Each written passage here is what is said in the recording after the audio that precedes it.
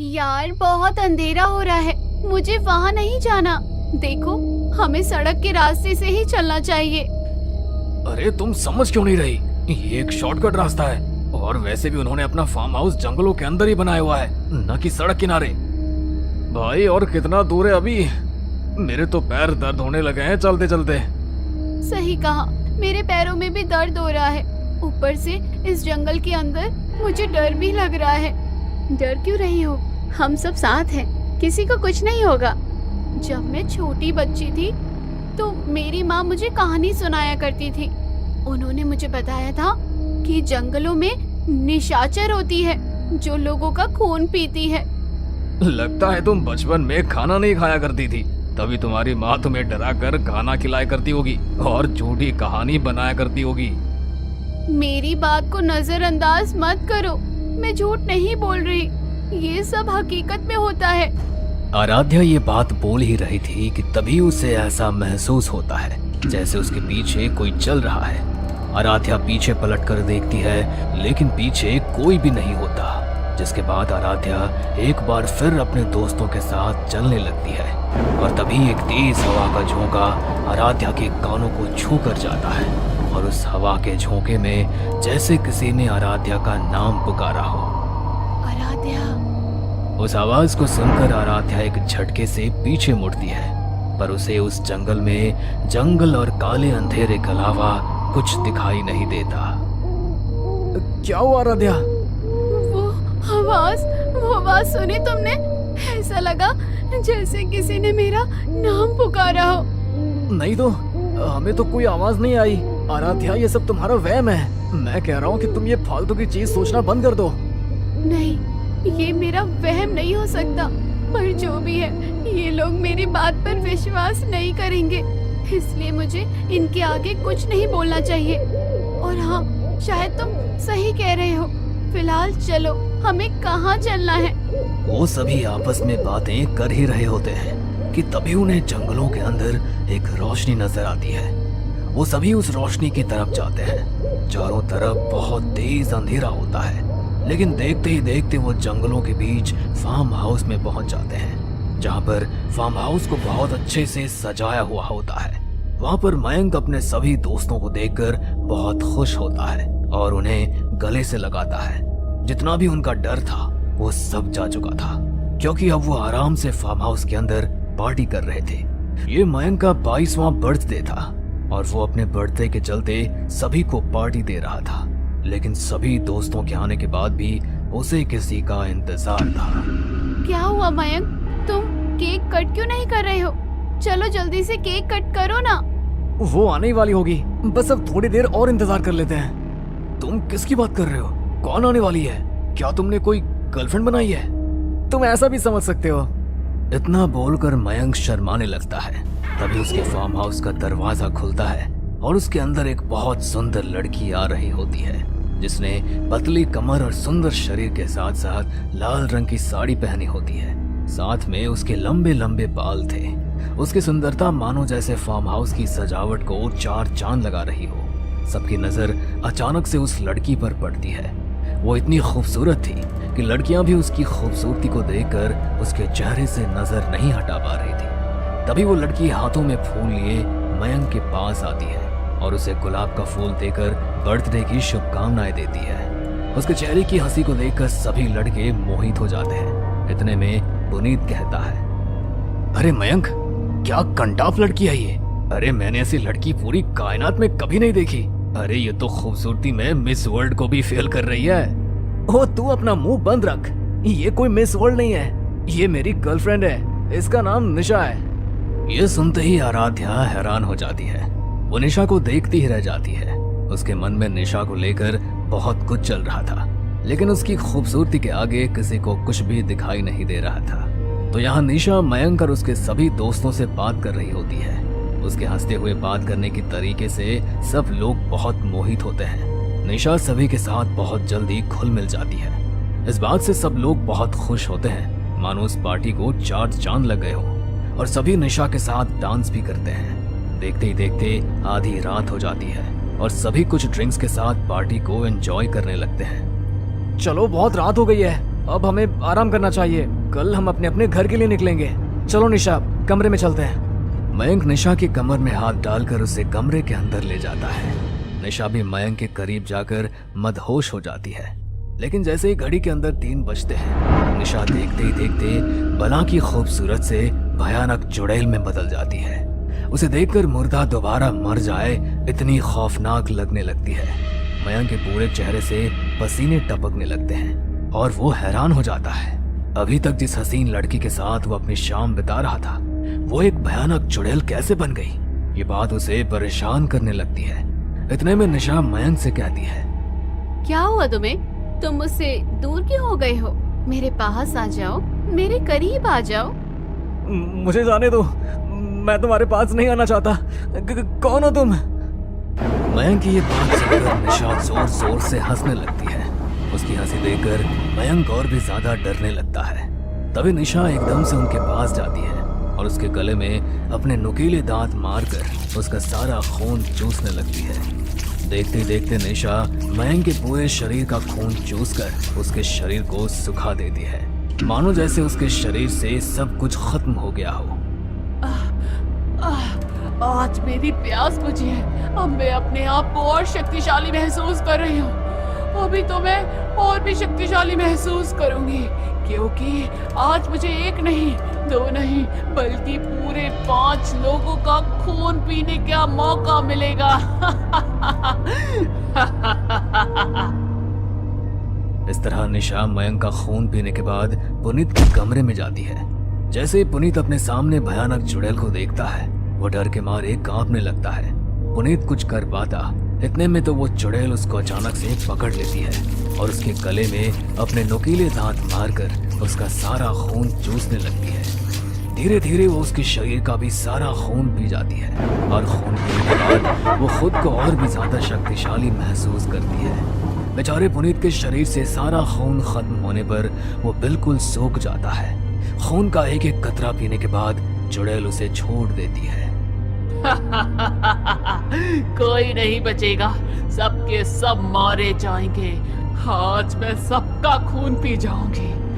निशाचर एक एक करके सभी के कमरे में जाती है और सभी का खून पी जाती है। आखिरी में आराध्या का कमरा बचता है। जब चुड़ैल आराध्या के कमरे में जाती है तो उसे आराध्या कहीं नजर नहीं आती। बस मेरा एक और शिकार रह गया है। इसका खून पीने के बाद मैं यहाँ से चली जाऊंगी और मैं पूर्ण रूप से शक्तिशाली हो जाऊंगी। आज अमावस्या की रात है। आज मुझे किसी भी कीमत पर सबसे ज्यादा शक्तिशाली होना है। उसके बाद मेरे जितना ताकतवर और मेरे जितना खूबसूरत हसीन कोई नहीं होगा। मैं जो चाहूंगी मुझे सब हासिल होगा। चुड़ैल पूरे घर में आराध्या को ढूंढती है, लेकिन उसे आराध्या कहीं नहीं मिलती। वो एक एक कमरे में जाती है, लेकिन फिर भी उसके सामने आराध्या नहीं आती, जिसकी वजह से चुड़ैल को बहुत तेज गुस्सा आता है और वो गुस्से से अपनी पूरी ताकत से पूरे घर को हिलाकर रख देती है। तभी आराध्या चुड़ैल के सामने आती है। मार डाला तुमने, मेरे सभी दोस्तों को मार डाला। मुझे पता था कि तुम चुड़ैल हो। तुम मासूम लोगों का खून पी जाती हो और अपनी शक्तियों को बढ़ाती हो। हाँ, मैं चुड़ैल हूँ। मैं सबका खून पीती हूँ और अब तेरी बारी। अब मैं तेरा खून पी जाऊंगी और तुझे कोई नहीं बचा सकेगा। चुड़ैल इतना कहकर धीरे धीरे आराध्या की तरफ बढ़ने लगती है और आराध्या अपने कदमों को धीरे धीरे पीछे करती है। आराध्या बहुत डर चुकी थी। अब उसके पास और कोई रास्ता नहीं था। उसे भयानक चुड़ैल के करीब आते आते अपनी मौत और नजदीक से दिखाई देने लगती है। जैसे ही चुड़ैल आराध्या के करीब पहुंचकर उसे अपनी तरफ पकड़कर खींचने वाली होती है, उसी वक्त चुड़ैल जैसी आराध्या को स्पर्श करती है, उसे बहुत तेज झटका लगता है और उस झटके से वो हवा में उड़ते हुए दीवार पर जाकर गिरती है। अब चुड़ैल की आंखों में एक भयानक खौफ नजर आ रहा था। जो खुद इतनी डरावनी और खतरनाक थी, वो एक मामूली इंसान जैसी दिखने वाली लड़की से डर रही थी। चुड़ैल अब इस हालत में थी कि वो कुछ नहीं कर सकती थी। तभी आराध्या मुस्कुराने लगती है। मुझे इतना बड़ा झटका कैसे लगा? आज तक मेरे सामने कोई नहीं टिक पाया ना ही मुझे कोई हरा पाया। मैंने जिसका चाहा उसका खून पिया, लेकिन तुम्हें छूने पर मुझे इतना बड़ा झटका लगा और मैं अब कुछ नहीं कर पा रही हूँ। आखिर कौन हो तुम और तुम खड़ी हुई मुस्कुरा क्यों रही हो? क्या राज है तुम्हारी इस रहस्यमयी हंसी का? चुड़ैल के इतना बोलते ही आराध्या जोर जोर से हंसती है। तू इन सभी का खून पी सकती है, लेकिन मेरा नहीं पी सकती, क्योंकि मुझे पता है कि तेरी कमजोरी क्या है और मैंने तेरी कमजोरी पकड़ ली है।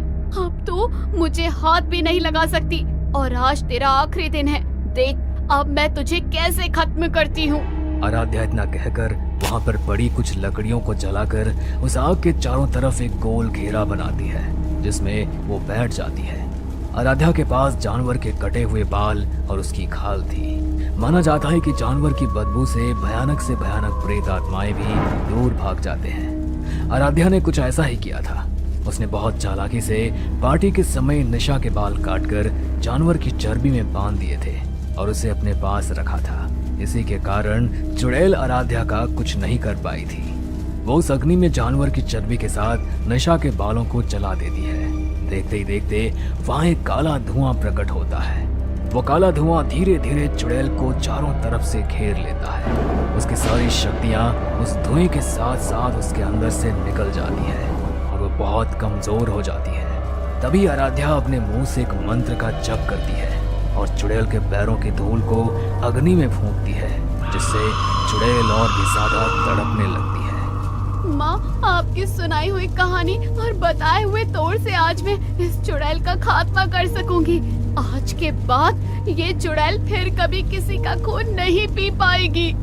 आराध्या की माँ ने बचपन में उसे चुड़ैल की कहानी तो सुनाई ही थी, बल्कि उसकी माँ ने अपने जिंदगी में कई चुड़ैलों का अंत भी किया था, जो अपनी ताकत के लिए मासूम लोगों के शरीर से रक्त पिया करती थी। एक रात आराध्या ने ये सब अपनी माँ को करते हुए देख लिया था और उसके अगले दिन ही उसने अपनी माँ से सब कुछ पूछा था, जिसके बाद उसके बारे में उसकी माँ ने उसे सब कुछ बताया था। बस वही सब करके आराध्या ने चुड़ैल को पूरी तरह से अमावस्या की रात को ही हमेशा हमेशा के लिए खत्म कर दिया था।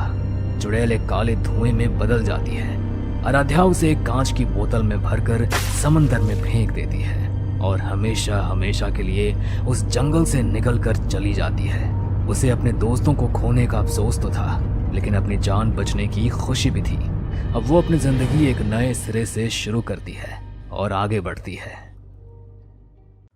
अर्जुन की शादी को लगभग 10 साल बीत चुके थे। अपनी शादी के बाद आज पहली बार वो अपनी पत्नी और बेटी के साथ अपने गांव अपने छोटे भाई की शादी में जा रहा था। देर रात का समय था। ट्रेन में बैठे हुए गांव पहुंचते पहुंचते उन्हें लगभग रात के 12:30 बज चुके थे। पूरा रेलवे स्टेशन किसी मुर्दा घर की तरह बिल्कुल वीरान नजर आ रहा था। वो घर जाने के लिए वहां से टैक्सी ढूंढने लगे। उन्हें दूर दूर तक वहां कोई भी इंसान नजर नहीं आया। रेलवे स्टेशन की ऐसी शांति देखकर वो मन ही मन घबराने लगे कि तभी अचानक उनके सामने एक ऑटो आकर रुका। कहाँ जाना है साहब? मैं छोड़ देता हूँ। ये एकदम से कहाँ से आ गए तुम? अभी जब हमने देखा तो दूर दूर तक यहाँ कोई भी नहीं था। अंधेरा है ना साहब, इसीलिए आपको ऐसा भ्रम हुआ होगा, वरना मैं तो सालों से रात के समय यहीं पर रहता हूँ। ये कहते हुए वो आदमी अर्जुन की ओर देखकर बड़े ही भयानक तरीके से मुस्कुराया। अर्जुन को वो ऑटो वाला कुछ ठीक नहीं लग रहा था, लेकिन इतनी रात गए उसके पास उस ऑटो में बैठने के अलावा और कोई चारा नहीं था। हमें झोलपुर गांव के अंदर ताजी मंडी के पास जाना है। अच्छा तो ठीक है, बैठिए, बस अभी पलक झपकते ही पहुंचाए देता हूँ। इतना कहकर वो ऑटो वाला बहुत अजीब तरीके से मुस्कुराया और उन तीनों को अपने ऑटो में बैठाकर वहां से ले गया। अर्जुन की नजर जब ऑटो में लगे रियर मिरर पर पड़ी तो उसने देखा कि वो आदमी बड़े ही भयानक तरीके से उन तीनों को घूर रहा है और उस आदमी के माथे से खून टपक कर बह रहा है। रियर मिरर में देखते हुए उस आदमी का चेहरा बेहद भयानक हो गया। उसे देखकर अर्जुन के पसीने छूट गए।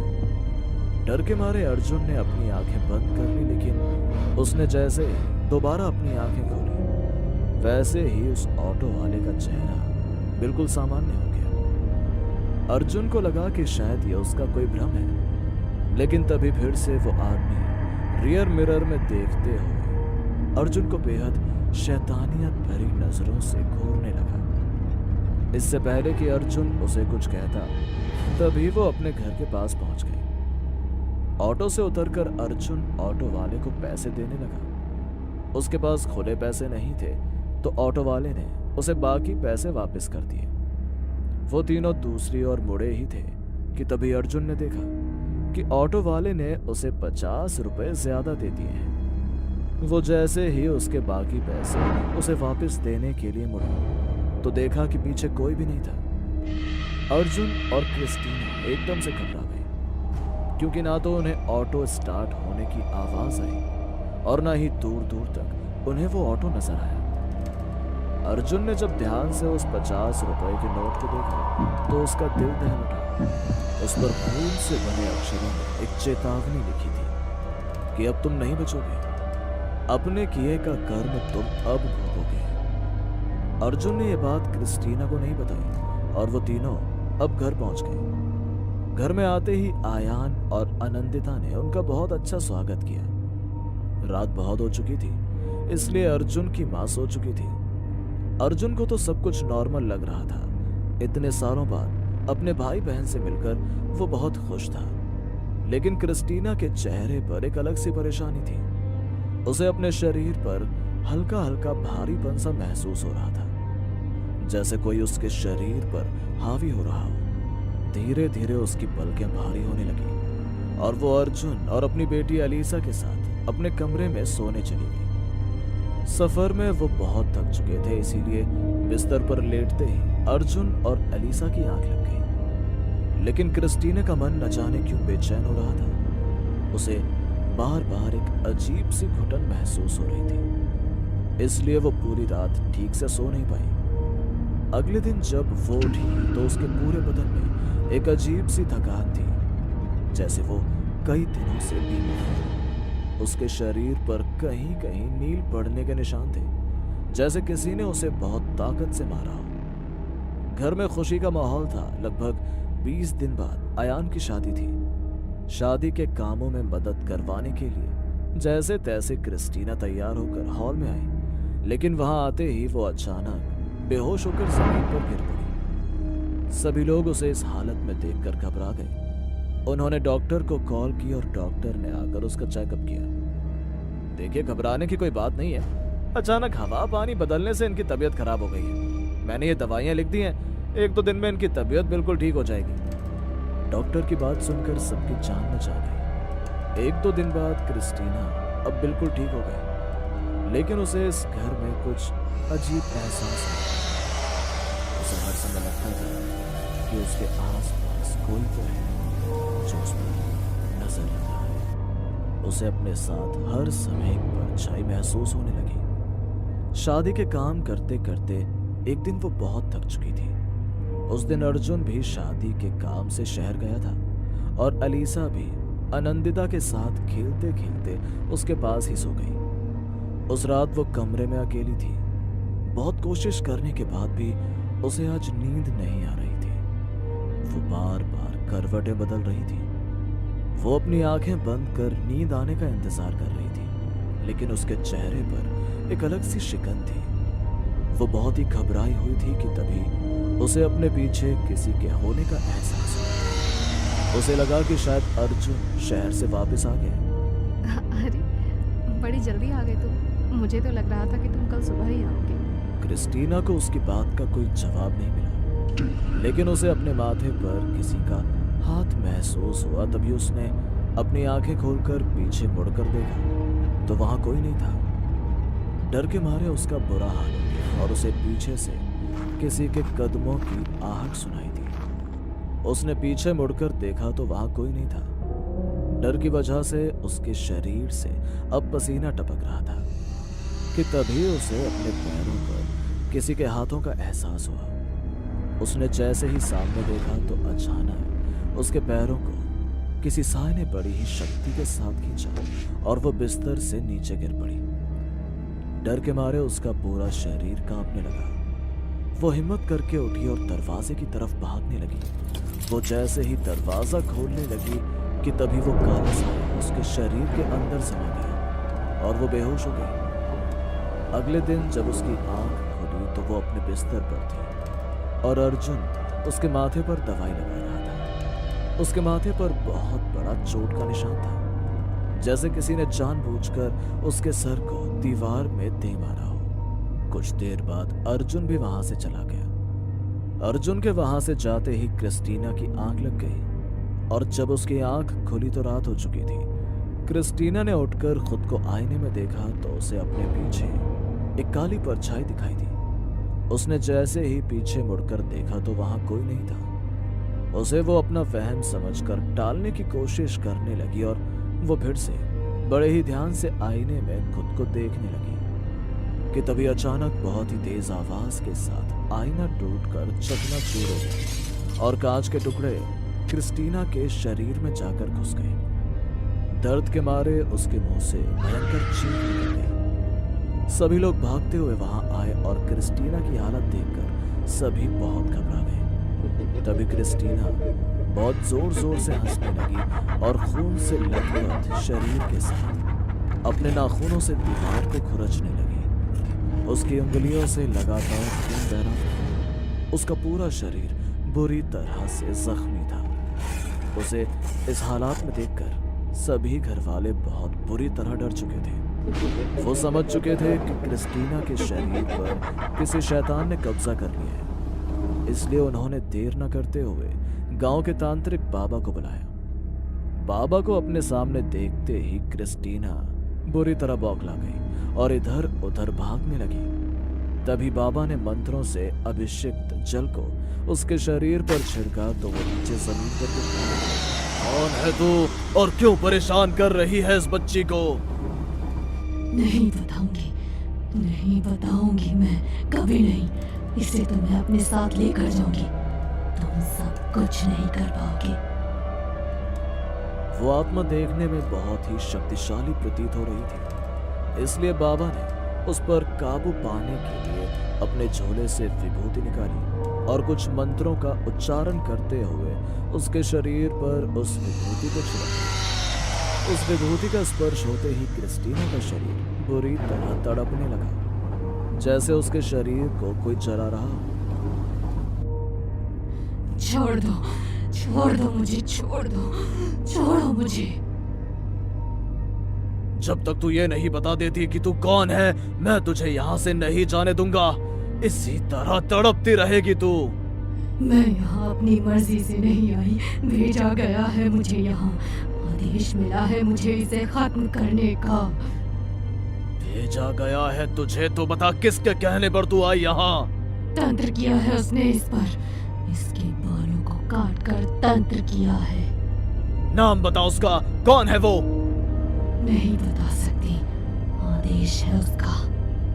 उसके इतना कहते ही बाबा ने फिर से उस पर विभूति का छिड़काव किया।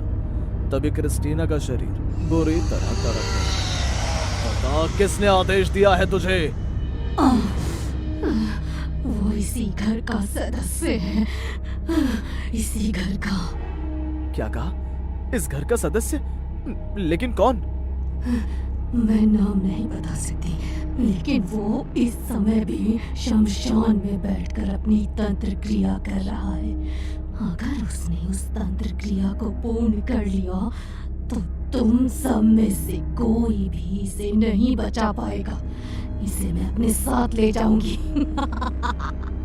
इतना सुनते ही अर्जुन बाबा के साथ शमशान घाट पहुंचा, जहां का दृश्य देखकर उसकी रूह कांप गई। उसकी छोटी बहन अनंतिता शमशान घाट के बीचों बीच बैठकर तंत्र क्रिया कर रही थी।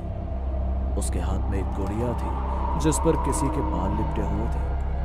वो उस गुड़िया पर लगातार नरकंकाल की हड्डियों से तंत्र कर रही थी कि तभी बाबा ने अपने कमंडल का अभिमंत्रित जल उसकी ओर छिड़का और यज्ञ कुंड में चल रही अग्नि शांत हो गई। उसके हाथ से वो गुड़िया छूटकर नीचे गिर गई। उसने नजर उठाकर देखा तो उसके सामने अर्जुन और तांत्रिक बाबा खड़े थे। इससे पहले कि वो कुछ कह पाती, वो बैठी हुई अचानक बेसुध होकर जमीन पर गिर गई। वो मर चुकी थी। यज्ञ पूर्ण न होने की वजह से शैतान को क्रिस्टीना का शरीर छोड़ना पड़ा, लेकिन शैतान को बुलाने की कीमत अनंतिता को चुकानी पड़ी। दरअसल 10 साल पहले अर्जुन ने दूसरे धर्म की लड़की क्रिस्टीना से अपने माँ पिता की मर्जी के खिलाफ जाकर भागकर शादी की थी। समाज क्या कहेगा, इस चिंता के चलते एक दिन अर्जुन के पिता चल बसे और ये देखकर उसकी माँ की मानसिक स्थिति भी बिगड़ गई।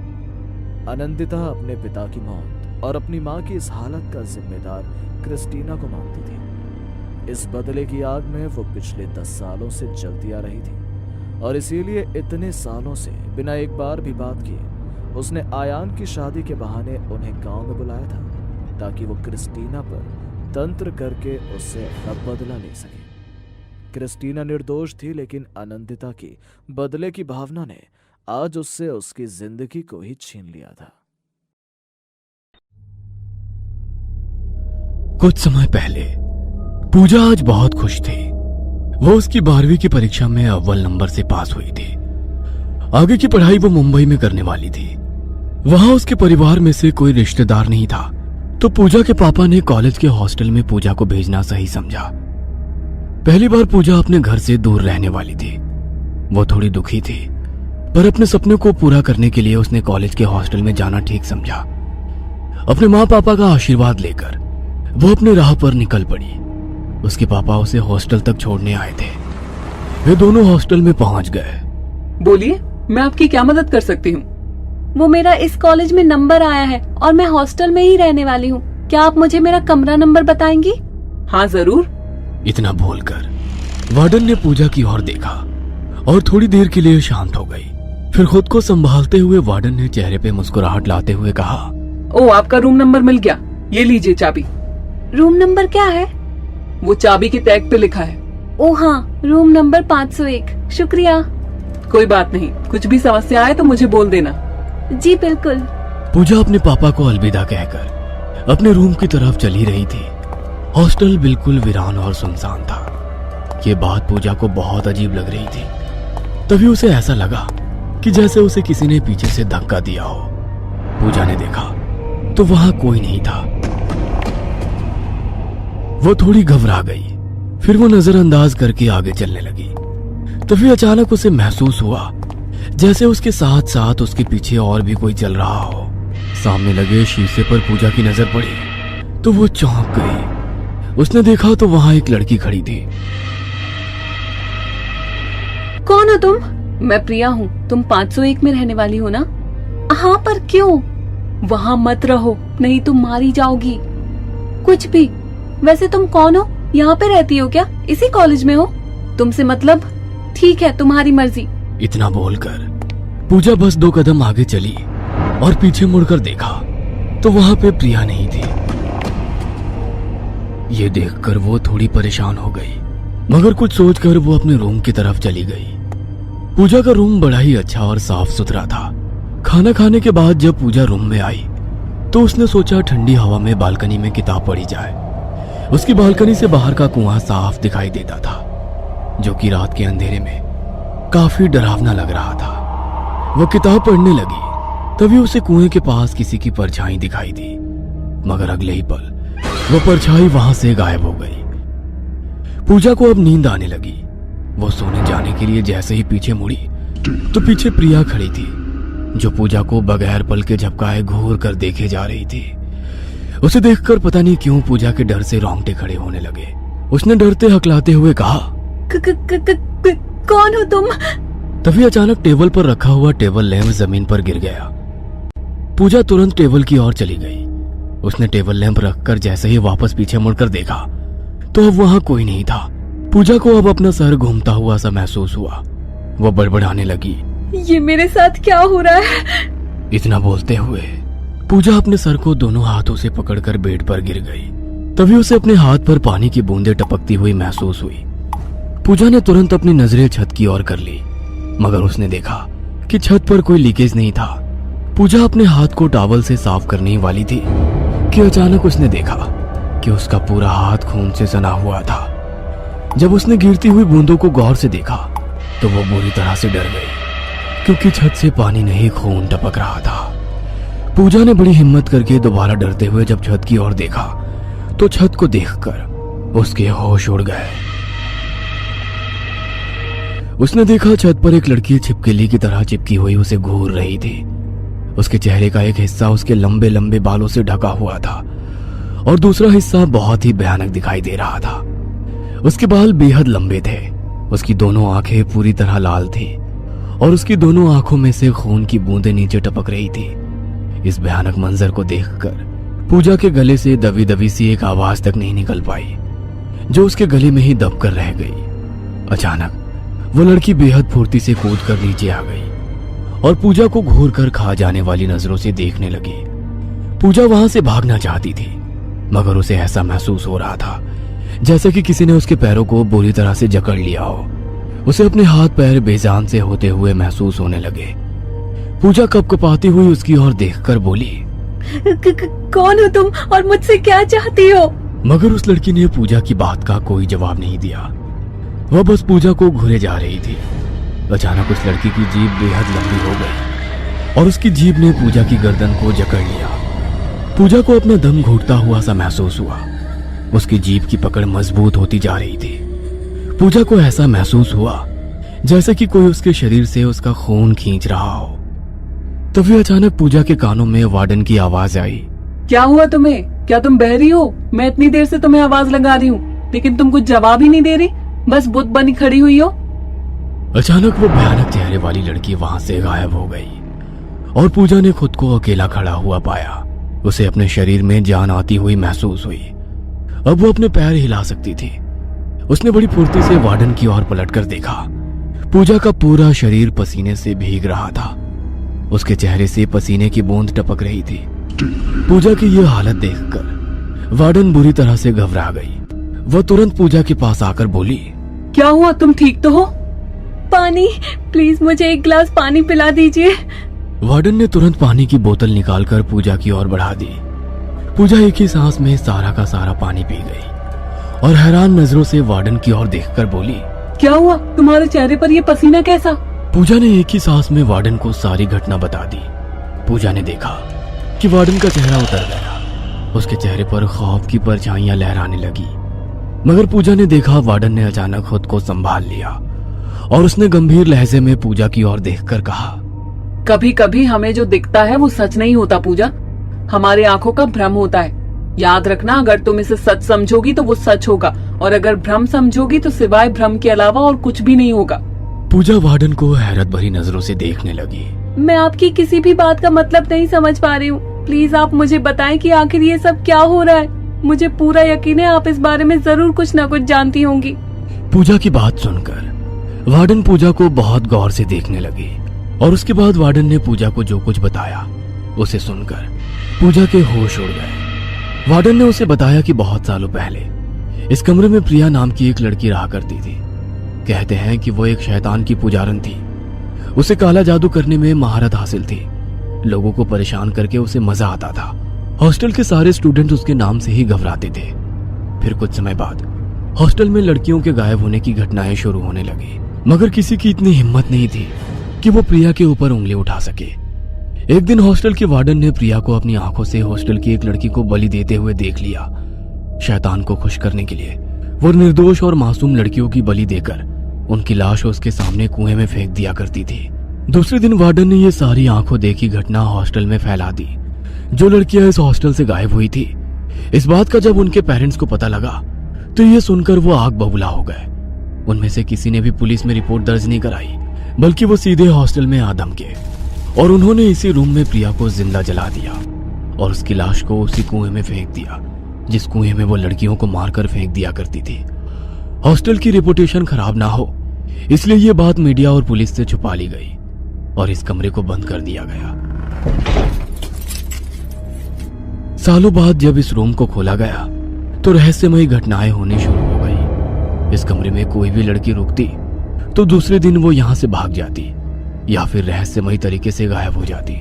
जब वार्डन ने उसे रूम दिया था तो वो बहुत ही कश्मकश में थी।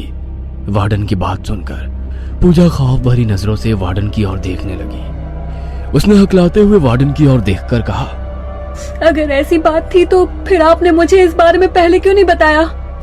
इस बारे में हॉस्टल में कोई बात नहीं करता। कहते हैं जब भी कोई प्रिया के बारे में बात करता है वो जिंदा नहीं बचता। वार्डन ने ये बात बोली ही थी कि अचानक उन दोनों के कानों में एक भारी आवाज टकराई। और तूने वो गलती कर दी। उन दोनों ने जैसे ही सामने की ओर देखा तो प्रिया अपना भयानक चेहरा लिए उन दोनों के सामने खड़ी हुई थी। प्रिया का भयानक चेहरा देखकर वार्डन की आंखें डर से फटी की फटी रह गई। उसने हकलाते हुए पूजा की ओर देखकर कहा, तुम यहाँ से भाग जाओ पूजा। लेकिन मैं आपको छोड़कर नहीं जा सकती। नहीं पूजा, तुम्हें यहाँ से जाना होगा। वार्डन ने इतना कहा ही था कि अचानक प्रिया की जीभ बेइंतहा लंबा हो गई और उसने वार्डन की गर्दन पकड़ ली। पूजा को फिर से अपने कदम जकड़े हुए से महसूस हुए। उसे अपना शरीर फिर से बेजान सा होता हुआ महसूस हुआ। वह बेबसी से वार्डन की ओर देख रही थी। उसने देखा कि वार्डन की आंखें बाहर की ओर निकलती जा रही थी। कुछ ही पलों में वार्डन का शरीर बेजान होकर गिर पड़ा। प्रिया खूंखार नजरों से पूजा की ओर देखने लगी। प्रिया पूजा को देखकर वैसी तरीके से हंसते हुए बोली, तुझे समझाया था ना मैंने, लेकिन तूने मेरी बात नहीं मानी। और लोग मुझे डायन कहते हैं। वो समझते हैं कि उन्होंने मुझे खत्म कर दिया। बेवकूफ इतना भी नहीं जानते कि मैं तो यहाँ से कभी गई ही नहीं थी। मेरी आत्मा उस कुएं और इस कमरे से जुड़ी हुई है। मुझे यहाँ से जाने दो, किसी भी कीमत पर नहीं। इस रूम में जो आता है जिंदा बचकर नहीं जाता। इतना बोलते ही प्रिया की जीभ फिर से लंबी होने लगी। देखते ही देखते उसके बाल लंबे हो गए। उसके दोनों हाथों के नाखून बहुत बड़े हो गए। उसका चेहरा बुरी तरह से भयानक हो गया। उसकी आंखों में खून उतर आया। पूजा अपने आप को बेबस सा महसूस करने लगी। उसे एहसास होने लगा कि अब वो यहाँ से जिंदा बचकर नहीं जाएगी। खौफ के मारे पूजा ने अपनी आंखें बंद कर ली।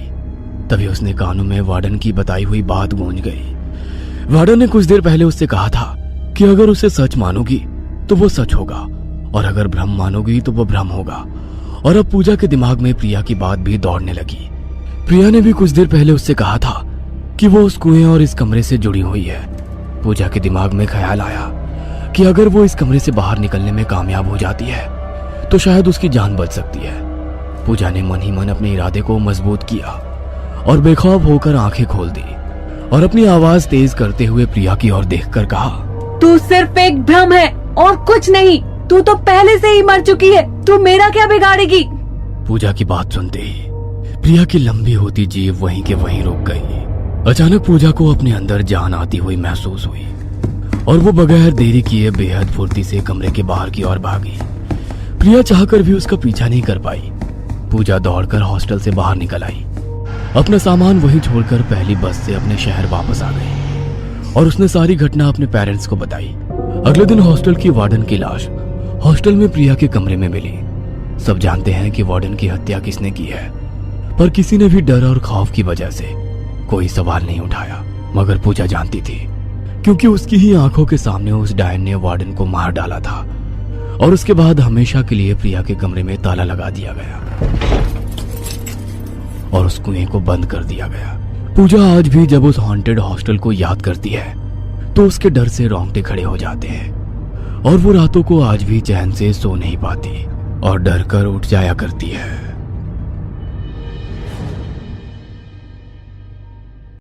हमें पूरा यकीन है दोस्तों कि आप लोगों को ये कहानी जरूर पसंद आई होगी। अगर आपके साथ भी कुछ ऐसे अनकहे किस्से हो चुके हैं तो प्लीज हमारे साथ शेयर करें। हम जरूर अपने चैनल पर उनको दिखाएंगे। हमारी ईमेल आईडी नीचे डिस्क्रिप्शन बॉक्स में दी गई है, तो प्लीज हमारे वीडियो और चैनल को शेयर एंड सब्सक्राइब करें और बने रहे हमारे साथ ऐसे ही अनकहे किस्से और कहानियां सुनने के